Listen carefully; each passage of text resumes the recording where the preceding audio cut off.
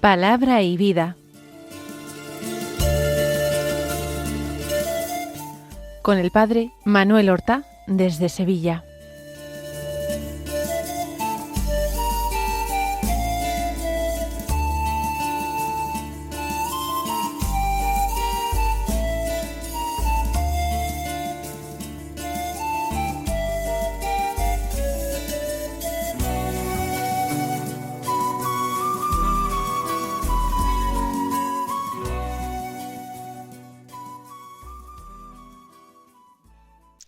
En el nombre del Padre, y del Hijo, y del Espíritu Santo. Amén. Alabados sean Jesús y María.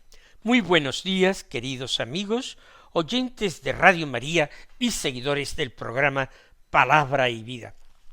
Hoy es el viernes de la cuarta semana de la Cuaresma, y este viernes es 4 de abril. Por eso, por ser 4 de abril, es el primer viernes de mes. Y nosotros nos acordaremos de practicar la comunión reparadora de los 9 primeros viernes de mes, pedida por el Sagrado Corazón de Jesús a Santa Margarita María de Alacoque. Procuraremos también, si no estamos en gracia de Dios, recibir el sacramento de la reconciliación, para así poder cumplir con la petición del corazón de Jesús. Si no es el mismo día, nos ha valido la confesión unos días antes y podemos comulgar si estamos en gracia de Dios y recibir a lo largo de la siguiente semana el sacramento de la penitencia. Pero en Cuaresma y la proximidad a la Semana Santa hacen particularmente indicada la recepción de este sacramento. Pues vamos entonces a escuchar el Evangelio de la Misa para meditar en él. Seguimos leyendo a San Juan en estos días últimos de la Cuaresma. Hoy, en el capítulo 7, los versículos 1 y 2, y el versículo 10, y los versículos 25 al 30, que dicen así: En aquel tiempo recorría Jesús Galilea, pues no quería andar por Judea, porque los judíos trataban de matarlo. Se acercaba la fiesta judía de las tiendas. Una vez que sus hermanos se hubieran marchado a la fiesta, entonces subió él también, no abiertamente, sino a escondidas. Entonces algunos que eran de Jerusalén dijeron: ¿No es este el que intentan matar? Pues mirad cómo habla abiertamente y no le dicen nada. ¿Será que los jefes se han convencido de que este es el Mesías? Pero este sabemos de dónde viene, mientras que el Mesías, cuando llegue, nadie sabrá de dónde viene. Entonces Jesús, mientras enseñaba en el templo, gritó: A mí me conocéis, y conocéis de dónde vengo. Sin embargo, yo no vengo por mi cuenta, sino que el verdadero es el que me envía. A ese vosotros no lo conocéis. Yo lo conozco, porque procedo de él, y él me ha enviado. Entonces intentaban agarrarlo, pero nadie le pudo echar mano, porque todavía no había llegado su hora. Este capítulo 7 del Evangelio de San Juan sitúa la acción en los meses previos a la pasión y muerte de Jesús. Jesús, que va a subir a la fiesta de los tabernáculos o de las tiendas, aunque luego se retirará y luego volverá definitivamente para la fiesta de la Pascua. Meses previos a la pasión. Ya muchos judíos buscaban matarlo, pero, como dice el evangelista, su hora todavía no había llegado. La fiesta de las tiendas es una de las 3 fiestas de peregrinación que se celebraban en Jerusalén, en el marco o en el entorno del templo. Y era una fiesta muy alegre, como ahora diremos en breve. Pero vamos a comenzar por el principio. Jesús, en primer lugar, dice que recorría Galilea y no quería andar por Judea porque ya le perseguían a muerte. Jesús no actúa provocando su muerte, no actúa retando directamente a los sumos sacerdotes de Jerusalén y a los escribas importantes de allí. Jesús no es un provocador, no es un hombre tampoco imprudente que actúe a impulsos. Él sabe que hay un complot contra él, pero no busca el enfrentamiento. ¿Por qué? Porque su hora no ha llegado. Y tiene que seguir aprovechando ese tiempo que el Padre le da para anunciar el Evangelio. Por eso se mantiene en Galilea, esperando el momento oportuno, el momento en que sea el Espíritu Santo quien le arrastre, quien le lleve a Jerusalén. Si la vida de Jesús estaba marcada, orientada por la búsqueda y el cumplimiento de la voluntad del Padre, que era su alimento, Jesús ni apresura su muerte, su pasión y muerte, ni la retrasa. Espera el momento de Dios. No es cobardía que Jesús se mantuviera todavía en Galilea, no, es obediencia al Padre, es fidelidad al plan de su Padre que él quería realizar. Esto también conviene que nos lo apliquemos en nuestra vida. Algunas personas son muy fervorosas, a lo mejor se han convertido hace poco tiempo, y confunden la audacia y la valentía evangélica con la temeridad. No, Jesús no juega a ser un héroe, no va a buscar la muerte. Él es el siervo de Yahvé, siervo humilde, siervo obediente, siervo a la escucha. Por eso debemos unir a nuestra entrega al Señor y a nuestra audacia evangélica la prudencia. Ya durante su vida pública Jesús había dicho que había que ser sencillos como palomas, pero prudentes como serpientes. Y a veces se nos olvidan la una y la otra, la prudencia y la sencillez.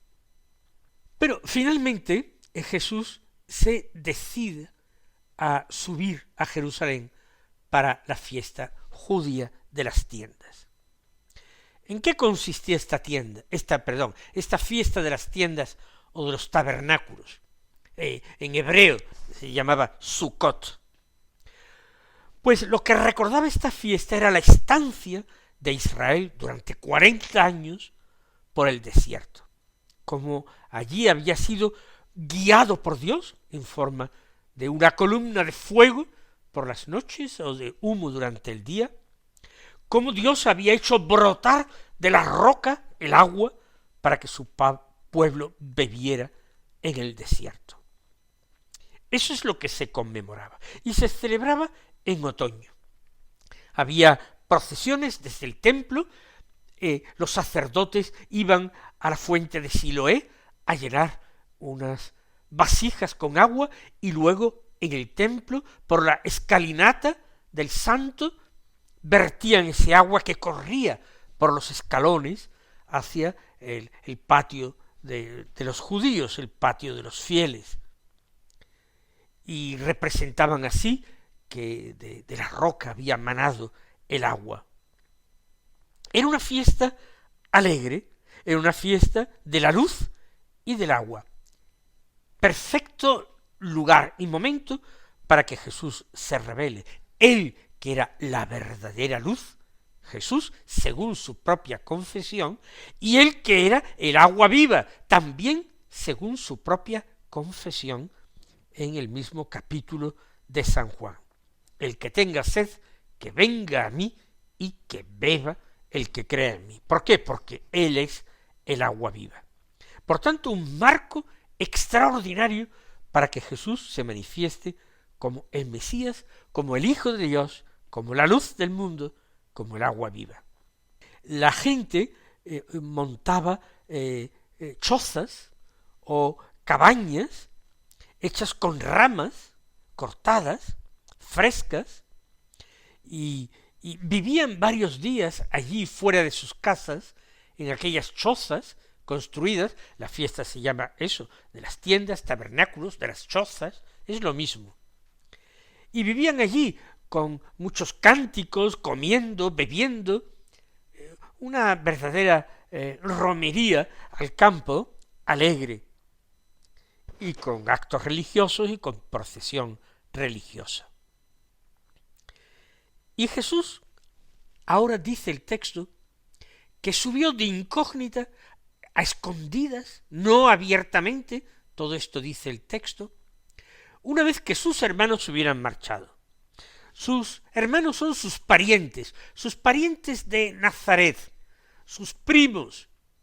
No sabemos si también su madre, la Santísima Virgen, los acompañaba en aquella ocasión. Tíos, parientes más cercanos o lejanos. Pero Jesús no va con ellos, no quiere ir con ellos. Sale después de ellos y de incógnito. El Señor no se deja arrastrar por las presiones que sufre, ni por las presiones de quienes esperan de Él que se pronuncie ya abiertamente como Mesías y que encabece una rebelión para liberar a Israel de sus enemigos, los romanos. No, Jesús no acepta esas presiones, ni siquiera se deja influir por las presiones de su familia, que quieren que vaya a Jerusalén y se manifieste ya de una vez a la gente. Va a Jerusalén cuando considera que es el momento más adecuado, no para exhibirse de la forma más discreta posible. Es curioso porque incluso los amigos, incluso los familiares, pueden ser obstáculos para que nosotros vivamos con fidelidad la vocación, la llamada del Señor. Porque los demás no tienen por qué comprender los caminos que Dios me marca a mí, ni los tiempos que Dios me marca a mí. Ven, juzgan desde fuera, y por eso se equivocan, y por eso no hay que dejarse influir, condicionar o presionar, ni siquiera digo por nuestros seres queridos. Hay que mantenerse como Jesús, fieles al Padre, aunque los demás no le entiendan, aunque los demás le critiquen, aunque los demás le impulsen a hacer cosas para que Él se muestre, se haga más famoso en ese escaparate que sería Jerusalén en fiestas. No es eso lo que Jesús quiera. Por eso nosotros tenemos que preguntarnos si en nuestra vida buscamos realmente que Dios esté satisfecho de nosotros o que los demás, la gente, esté satisfecha de nosotros. ¿Buscamos el aplauso? ¿Buscamos la aprobación de los demás? ¿O la aprobación de Dios y el aplauso de los ángeles? Nos dejamos llevar por esas influencias y esas presiones externas que no vienen de Dios, aunque vengan de personas de buena voluntad. Continuemos. Se suscita una discusión. Jesús enseña, y enseña abiertamente, para eso no se esconde. Pero algunos empiezan a decir, pues ese no es el que intentaban matar. ¿Cómo es que habla abiertamente y no le dicen nada? ¿Se habrán convencido de que es el Mesías? Pero también expresan una sospecha, porque añaden, pero sabemos de dónde viene, mientras que el Mesías, cuando llegue, nadie sabrá de dónde viene. Es el tema del origen del Mesías, un origen un tanto misterioso. Y parece que para algunos o para muchos Jesús no puede ser el Mesías porque no hay tanto misterio en su vida. Sus orígenes a ellos les parecen claros. Sabemos de dónde viene. Sin embargo, esto es conocer a Jesús de una forma muy superficial. Es el hijo del carpintero, el de Nazaret. Conocemos a su madre y a sus hermanos. No, eso habla solamente de un origen humano terreno de Jesús. Y hay que abrirse al origen divino de Jesús, que él mismo, de una forma un poco velada pero clara, ha afirmado ya en el Evangelio en varias ocasiones. A veces creemos nosotros saber las cosas. A mucha gente le gusta discutir de temas de religión y dar su opinión sobre cualquier asunto de iglesia, haciendo gala de la más extraordinaria ignorancia, imprudencia y superficialidad. A veces es mucho mejor permanecer en silencio que no abrir la boca y demostrar lo poco que entendemos, lo poco que sabemos y lo poco que valemos. Se puede, por tanto, conocer a Jesús el Mesías de muchas maneras. Y nosotros tendremos que preguntarnos, ¿hasta qué punto conocemos a Jesús? No porque hayamos leído muchos libros, sino porque lo hayamos tratado amistosamente durante mucho tiempo y Él nos haya revelado su persona y su misión. ¿Qué imagen tenemos nosotros de Jesús? ¿Es una imagen superficial la que hemos sacado viendo una película o una serie por internet? ¿Es eso simplemente lo que conocemos de Jesús o la imagen que tenemos de Él? Si realmente se reduce a eso, qué pobre imagen tenemos de Jesús, porque los hombres no son capaces de representar y expresar, a menos que se tenga muchísimo arte y una gran penetración del misterio de Jesús. Es muy difícil representarlo adecuadamente. Frente a estas discusiones sobre su origen, Jesús reacciona. Mientras enseñaba en el templo, dice el Evangelio, gritó: «A mí me conocéis y conocéis de dónde vengo». Bueno, ya sabemos que esto no es cierto. Es una forma un tanto irónica de Jesús. Creéis que me conocéis y creéis que sabéis de dónde vengo. Sin embargo, yo no vengo por mi cuenta, sino que el verdadero es el que me envía. A ese vosotros no lo conocéis y yo lo conozco porque procedo de él y él me ha enviado. El verdadero origen de Jesús no está en Nazaret, ni siquiera en Belén, que debería ser la patria del Mesías por haber sido la patria de David. El verdadero origen de Jesús es el Padre, Dios. Ha sido enviado por Dios, como él afirma, clara, abierta, directamente a quien quiera escucharle. Y Jesús grita, porque es un grito de revelación, para imponerse las habladurías de la gente, y un grito también de dolor, porque no es reconocido. Un día Jesús, desde el monte de los olivos, contemplando Jerusalén, llorará: «Jerusalén, Jerusalén, que apedreas a los que te son enviados, matas a los profetas. ¿Cuántas veces quise reunir a tus hijos como una gallina reúne a sus pollitos debajo de sus alas, pero no habéis querido»? El llanto de Jesús sobre Jerusalén, el grito de Jesús: «Ahora me conocéis y sabéis de dónde vengo», es también un grito de dolor, porque él no es reconocido por los hombres que cierran su corazón y lo endurecen. No es lo mismo conocer que haber visto o escuchado alguna vez a Jesús. Jesús muestra y rechaza esa falsa seguridad que lo que hace es impedir la fe. Y Jesús habla del verdadero. El verdadero es Dios. Jesús también dirá de sí mismo que Él es la verdad. Si ellos no conocen al Dios verdadero, es imposible que conozcan a su Hijo Jesús. Y así lo muestran con las palabras y los comentarios que hacen. Pero Jesús sí conoce al verdadero. Lo ha tratado, vive íntimamente unido a Él. Es uno con Él. Procede de Él, es engendrado por Él y ha sido enviado por Él. Jesús conoce al verdadero. Jesús puede hablar de Dios. Jesús es el Mesías y el Hijo de Dios.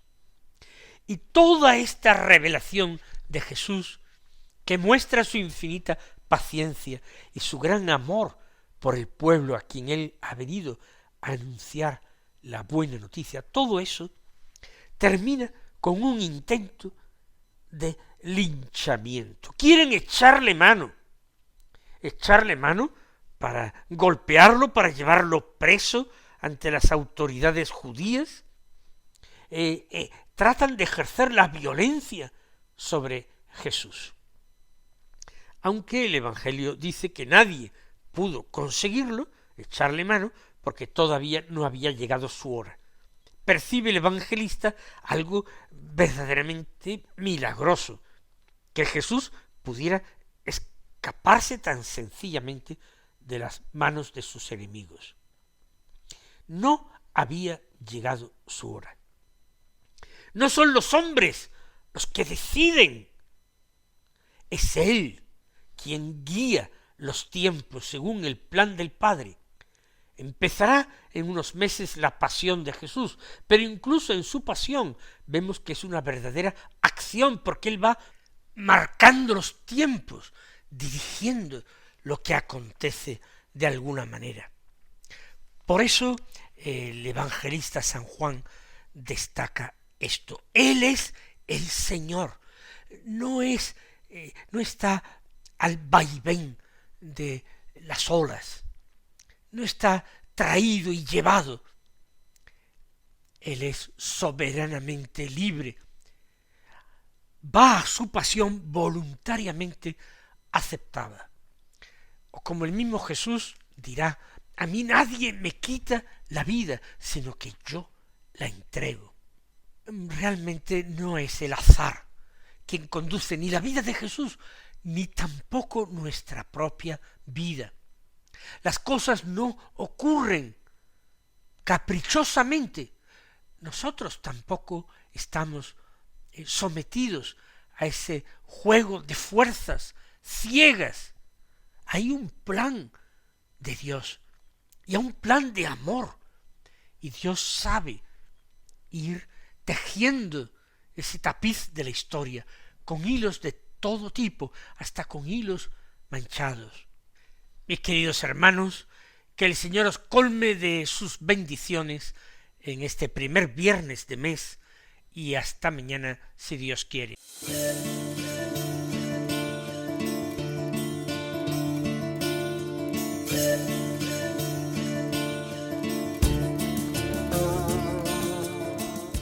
Han escuchado en Radio María Palabra y Vida,